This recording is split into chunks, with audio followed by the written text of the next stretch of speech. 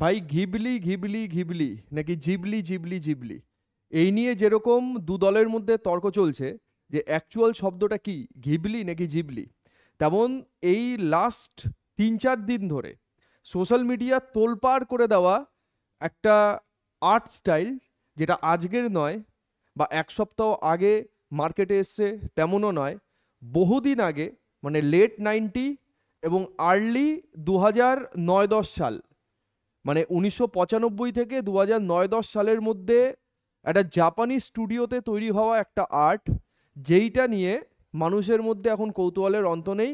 মানুষ যে যার মতো করে নিজেদের পছন্দের ছবি, তাদের পছন্দের মানুষদের সাথে ছবি, ফ্যামিলির সাথে ছবি, সেটা এই আর্টের মাধ্যমে বানিয়ে, যেটা টোটালি এআই এবং চ্যাট জিপিটি নির্ভর, বিভিন্ন সোশ্যাল মিডিয়া প্ল্যাটফর্ম, ইউটিউব বলো, ইনস্টাগ্রাম বলো, ফেসবুক বলো, যে কোনো জায়গায় আপলোড করছে। এবার কথা হচ্ছে যে এই যে আর্ট স্টাইলটা মার্কেটে এখন ট্রেন্ডিংয়ে আছে, এই নিয়ে তর্ক বিতর্ক তো বহু জায়গাতে বহু রকমভাবে চলছে, তোমরা দেখতে পাচ্ছ। তো সোশ্যাল মিডিয়া এখন দুটো পার্টে ভাগ হয়ে গেছে। একদল লোকজন বলছে যে না, এই যে চিত্রটা বা এই যে এআই এর থ্রু দিয়ে একটা ছবিকে নতুন রকম ডিজাইন দেওয়া, একটা কার্টুনিশ আকার দেওয়া, এইটা ভালো। যে আমাদের অত সময় নেই আজকালকার দিনে ব্যস্ত জীবনে, ঠিক কোনো একটা পোর্ট্রেট আঁকানো কোনো একটা শিল্পীকে দিয়ে, সেটা যেরকম খরচের ব্যাপার আছে তেমন সময়েরও ব্যাপার আছে। তো এইটা থেকে বাঁচার জন্য বা এইটাকে এই এই শ্রমটাকে, এই টাইমটাকে কমানোর জন্য এআই বা চ্যাট জিপিটির সাহায্য মানুষ নিচ্ছে, যেখানে জাস্ট কয়েক মিনিটের মধ্যে একটা ছবি থেকে আরেকটা ছবি কনভার্সন হয়ে যাচ্ছে। যেমন আমি তোমাদের কাছে ডেমো হিসেবে একটা জিনিস দেখাতে চাই ভাই, এইটা আমার একটা নিজের খুব পছন্দের একটা ছবি, যেটাকে ক্যান্ডিড ছবি বলা হয়।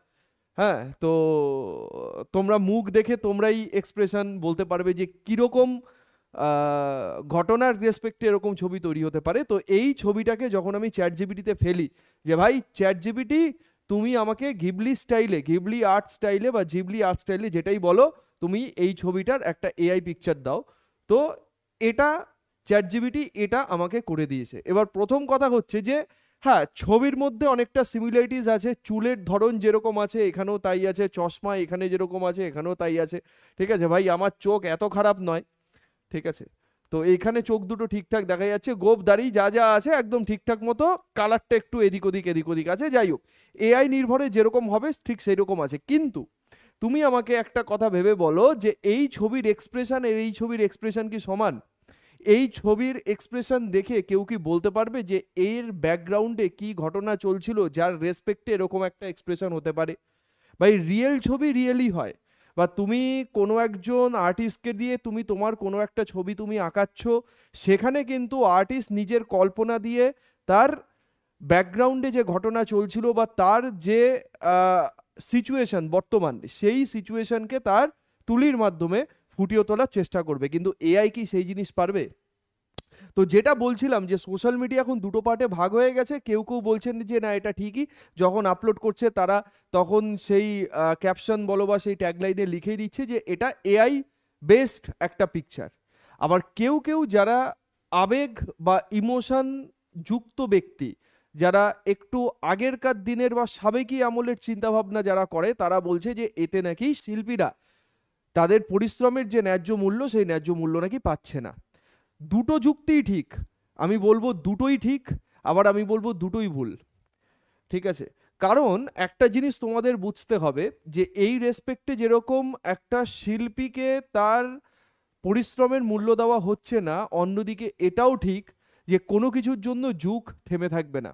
একটা পরিষ্কার কথা শোনো, আজকালকার দিনে দাঁড়িয়ে এই যে সরকারি চাকরির প্রতি ছেলেমেয়েদের একটা ক্রেজ আছে, যে সরকারি চাকরি পেলে সেটা সেন্ট্রাল হোক স্টেট হোক যাই হোক, যে তার লাইফটা সিকিওর, তার জন্যই কিন্তু মেনলি সরকারি চাকরি লোকে খোঁজে বা সরকারি চাকরির দিকে ছেলেমেয়েদের একটা ঝোঁক থাকে, যে আমি যদি একটা চাকরি পেয়ে যাই তাহলে সারা জীবনের খরচ চালানোর ব্যাপারে বা ব্যয় চালানোর ব্যাপারে আমার কোনো কিছু চিন্তা করতে হবে না।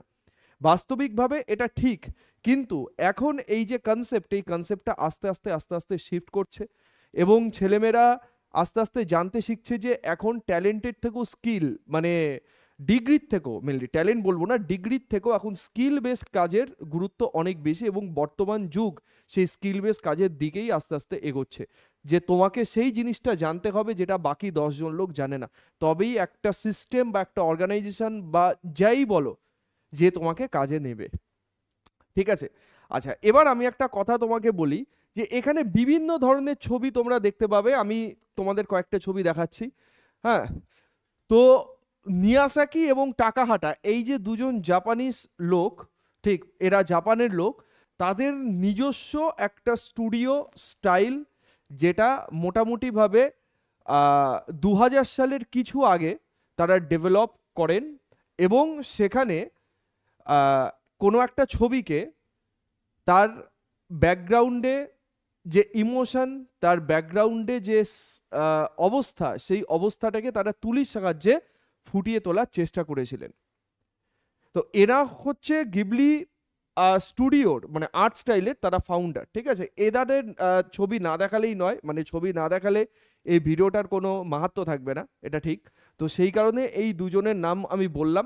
বাট আমি এখানে যে জিনিসটা বলতে চাইছি সেটা হচ্ছে যে এই যে দুটো ছবি, এই দুটো ছবি তোমরা বহুল পরিচিত এই দুটো ছবির সাথে। এটা স্যার ফির হেরাফেরির ছবি, যেখানে আমাদের সুনীল শেট্টি, অক্ষয় কুমার এবং আমাদের লেজেন্ড মিস্টার পরেশ রাওয়াল আছে। আর এইটা হচ্ছে আরও বিখ্যাত একটা ছবি, যেখানে আমাদের শোলে মুভি, যারা তোমরা দেখেছো সেই শোলে মুভির একটা পিকচার। তো তুমি আমাকে একটা জিনিস বলো, যে এই ছবির মাধ্যমে কি অ্যাকচুয়াল ফিল্ম দেখার সময়, মানে শোলে ছবি যারা দেখেছো বলো, বা ফির হেরাফেরি, যে এই কমেডি ফিল্ম যারা দেখেছো বলো, এই ছবির মাধ্যমে কি সেই ইমোশন, সেই জিনিস ফুটে উঠছে? অবশ্যই না। তার মানে যন্ত্রের কাজ নেই, বা যন্ত্রের ক্ষমতা নেই, কাজ নেই বলবো না, ক্ষমতা নেই যে কোনো একটা ছবির থেকে ইমোশনকে টেনে বাইরে বার করে নেওয়ার। কারণ একটা জিনিস মাথায় রাখবে, যে টেকনিক্যাল অ্যাডভান্সমেন্ট বা টেকনোলজিক্যাল অ্যাডভান্সমেন্ট যুগ যেইভাবে এগোচ্ছে, তারা ইমোশনকে কখনো খুঁজে বাইরে বার করতে পারবে না। তারা তোমার শ্রমকে রিডিউস করে দেবে, তারা তোমার সময়কে বাঁচিয়ে দেবে, কিন্তু তার নিখুঁত যে একটা ভাব, মানে ফিনিশিং, যেটা একমাত্র মানুষের পক্ষেই সম্ভব, যেটা একমাত্র হাতের স্কিল বা দক্ষতার দ্বারাই সেই জিনিসটা করা যায় বা করা সম্ভব, সেই জিনিস কিন্তু কখনো যন্ত্র দিয়ে হবে না। ঠিক আছে, এবার আমি এটার পুরোপুরি পক্ষেও নই। আমি আজকে একটা কথা বলি, যে ধরো এই মোবাইল ফোনের যে চলটা, সেই মোবাইল ফোনের চল তো মোটামুটি 2005-06, আমরা দেখবে যে 2004-05, মানে আমরা যারা 90s অ্যাকচুয়ালি, তো তারা 2004-05 সাল থেকে ওই নোকিয়ার ফোন, আমরা কিপ্যাড ফোন দেখেছি, মানে লেজেন্ডারি ফোন। ঠিক আছে, ওই ফোন যদি কারোর মাথায় ছুঁড়ে মারে তো কারোর মাথা ফেটে যাবে, কিন্তু ফোনের কিছু হবে না। তো এখনো হয়তো কারোর কারোর বাড়িতে, আমার বাড়িতেও আছে।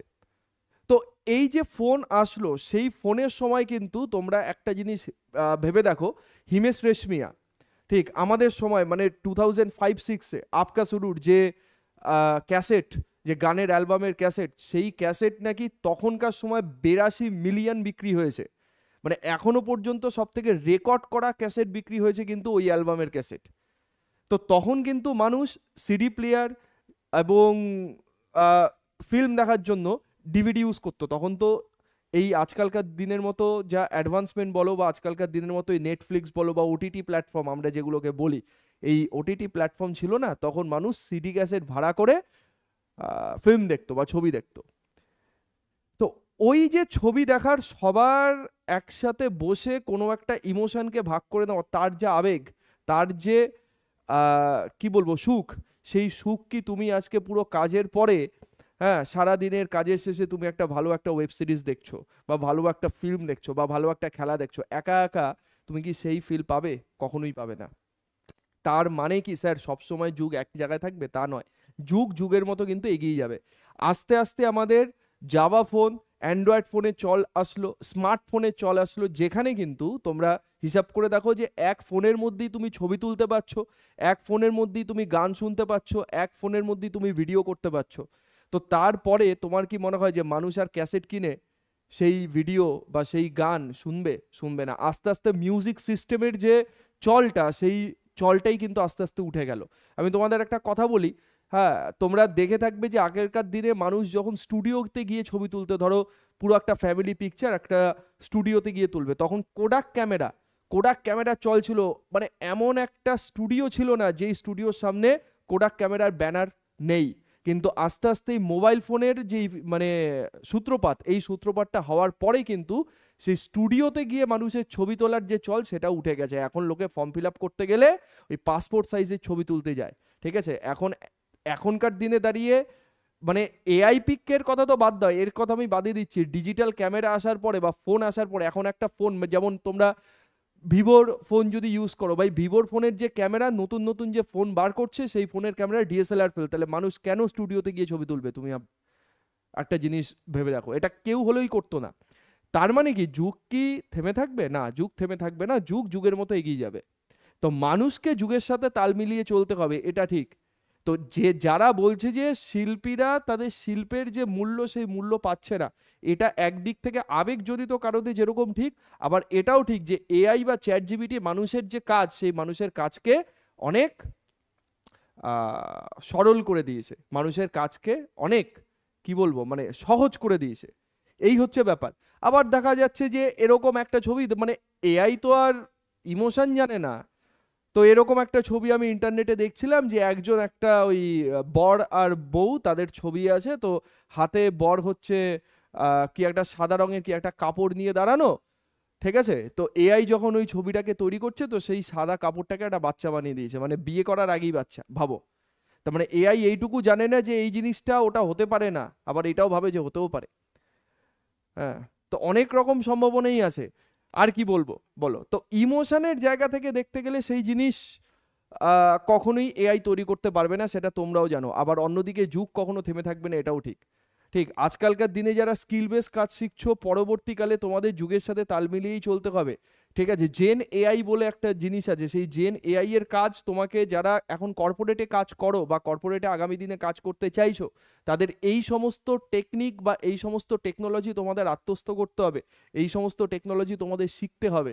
এই টেকনোলজিগুলো যদি তুমি না শেখো, তাহলে পরবর্তীকালে তোমার বস বা তোমার কোম্পানি তোমার উপরে এমন কাজের বোঝা চাপাবে, তোমার টার্মিনেশন হতে বাধ্য, প্রমোশন বা স্যালারি ইনক্রিমেন্ট হাইট এইগুলো তুমি ভুলে যাও, এইসব হবে না। তোমাকে যুগের সাথে যে করে হোক তাল মিলিয়ে চলতে হবে। যেমন এটা বাহুবলীর পিকচার, তো বাহুবলীতে সেই জিনিস কি এসছে? হ্যাঁ ঠিক আছে, এই ছবিটার মানে সব ছবির ক্ষেত্রে যে একেবারে ভুল ভাল সব কিছু দিয়েছে তা নয়, সেই ছবি তার ব্যাকগ্রাউন্ডে কি আছে, তার ইমোশন কি আছে, সেই জিনিসগুলোর উপরে ডিপেন্ড করে। তো কিছু কিছু ছবি আমি বলবো খুব ভালো, যেমন আমি তোমাদের সায়েন্সের একটা ছবি দেখাই, এই যে ছবিটা সায়েন্সের, এটা মানে অল টাইম বেস্ট পিকচার এই ছবিটাকে বলা হয়, কারণ এটা একটা সলভে কনফারেন্সের ছবি, যেখানে তদানীন্তন সময় যারা বিজ্ঞানী ছিলেন সেই বিজ্ঞানীদের ডাকা হয়েছে, সেখানে নিলস বোর, অ্যালবার্ট আইনস্টাইন বলো, হ্যাঁ ম্যাক্স প্ল্যাঙ্ক বলো, স্টোডিঞ্জার বলো, হাইজেনবার্গ বলো, ম্যাডাম কুরি বলো, যা বলো সবাই কিন্তু এই জায়গাতে ছিল, ঠিক আছে, সবাই এখানে আছে। এবং টপ রেটেড সায়েন্টিস্টরা তখনকার সময় যারা বিশ্ব কাঁপাচ্ছে বিজ্ঞানে, তাদেরকে নিয়ে একটা কনফারেন্সের করা, এই ছবিটা যেমন খুব ভালো একটা ছবি, ঠিক আছে। তার মানে হাসি ঠাট্টা এই যে জায়গা, মানে তুমি ধরো আজকে একটা হাসি দিয়ে ছবি দিলে, সেই ছবিটা কিন্তু এআই হাসির পিক তোমাকে দিতে পারবে না, ওটা কিন্তু নর্মাল পিক হিসেবেই তোমাকে সে আউটপুট দেবে, ঠিক।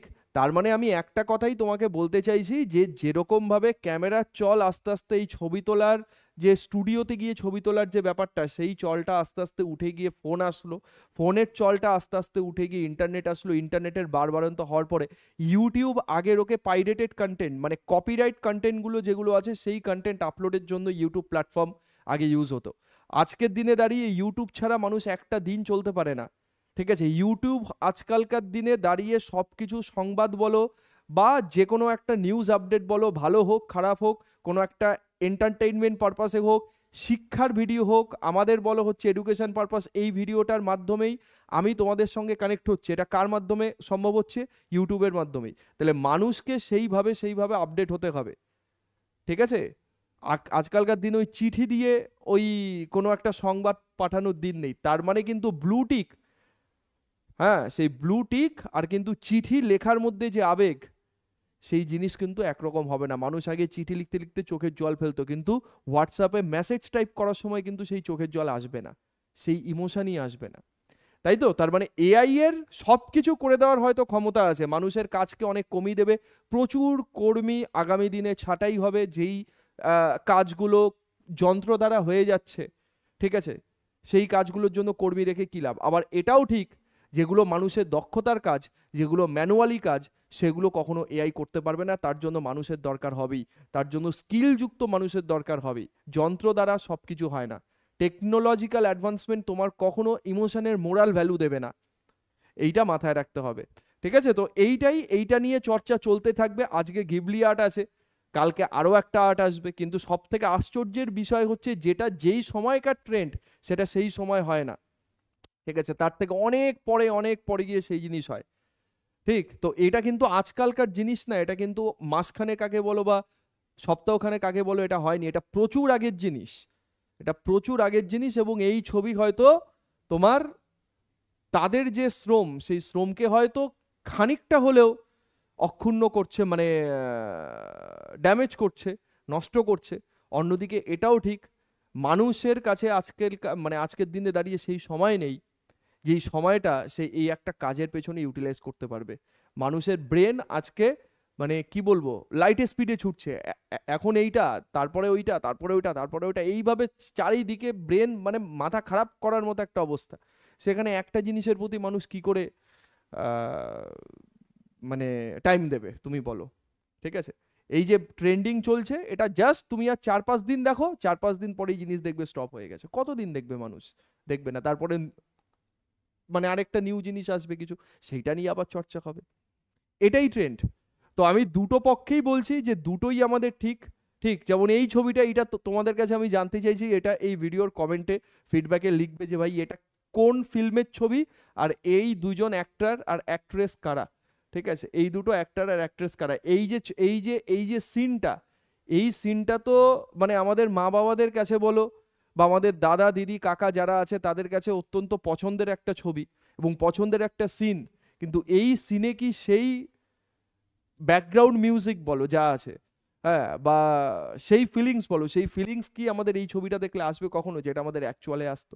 ছবি আঁকলে হয়তো সেই ফিলিংস তৈরি করা যেত, আমি আবারও বলছি, হাতে যদি কাজটা করা হতো তবে হয়তো সেই ফিলিংস তৈরি করা যেত, কিন্তু যন্ত্র দ্বারা এই জিনিস কখনোই সম্ভব নয়, ঠিক আছে? তো এটা কমেন্টে লিখবে, ঠিক? তো এই ভিডিওতে এইটুকখানি, জাস্ট এইটুকু আলোচনা তোমাদের সাথে করলাম, ঠিক আছে? ভালো খারাপ সব কিছুই থাকে, এবং সব থেকে গুরুত্বপূর্ণ কথা যেটা এই সেশনের মধ্যে দিয়ে আমি তোমাদের দিতে চাইবো, সেটা হচ্ছে যে যুগের সাথে তোমাকে তাল মিলিয়ে চলতে হবে, যুগ যেদিকে যাচ্ছে তোমাকে সেই দিকে চলতে হবে, বিপরীত দিকে গিয়ে কোনো লাভ নেই এখানে, ঠিক আছে? কারণ যুগের বিপরীত দিকে তুমি যদি যাও, যুগের সাথে তাল মিলিয়ে চলতে যদি না পারো, যুগ তোমাকে ছিটকে ফেলে দেবে, তোমাকে আর খুঁজে পাওয়া যাবে না, কোথায় পড়বে, কিভাবে পড়বে, সেখান থেকে কোনোদিন উঠে দাঁড়াতে পারবে কিনা, ঠিক আছে, এ কেউ জানে না। কারণ আজকে যারা নিজেদের ব্যবসা বলো বা নিজেদের কাজ বলো যুগের সাথে তাল মিলিয়ে আপডেট করতে পেরেছে, তারাই কিন্তু আজকে টিকে আছে। একটা সময় ছিল যেখানে আমরা স্ক্র্যাচ করে ফোন রিচার্জ করতাম, আজকালকার দিনে দাঁড়িয়ে ফোন রিচার্জের কোনো দোকানই তুমি দেখবে না, বা মানুষ সেখানে যায় না, যারা একদমই ফোন ইউজ করতে পারে না তাদের জন্য হয়তো সেই দোকান খোলা আছে।